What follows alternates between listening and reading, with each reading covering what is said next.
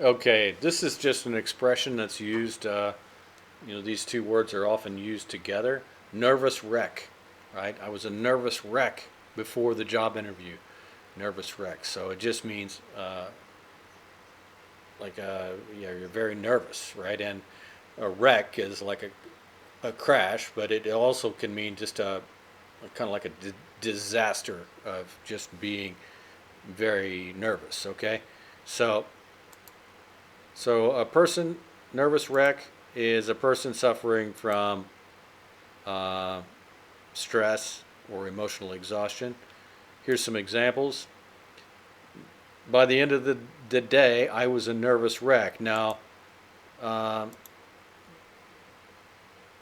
I can think of some times when, like, I was working at a nice restaurant in San Francisco, and there were so many new things to learn. And it's something about the U.S. society; they never train anybody, right? They just say, "Okay, go," and then you just have to figure everything out on your own.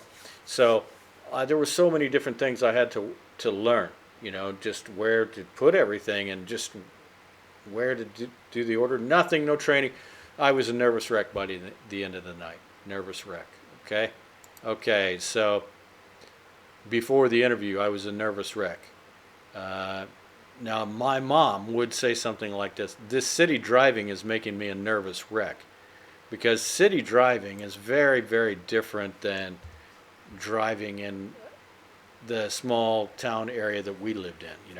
There was never any cars coming, and then in the city, it's like every few seconds, it's almost like somebody's like so close to you or they cut you off, and it's just crazy. So my mom would say, "Oh man, I don't like driving in the city. It just makes me a nervous wreck." So, uh, yeah, I think I have one little example here. I could give you so many, but it's just an expression. All right.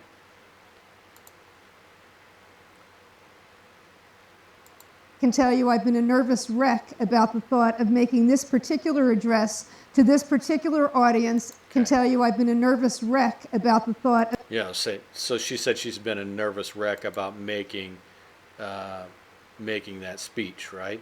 And so let's say, for example, if you're a student, right, and you're studying English, and you're going to have an exam, and so you go in and the teacher says, "How you doing?" You say, "Oh, I'm a nervous wreck," right?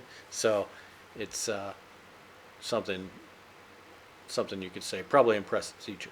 Okay, I will talk to you on the next idiom.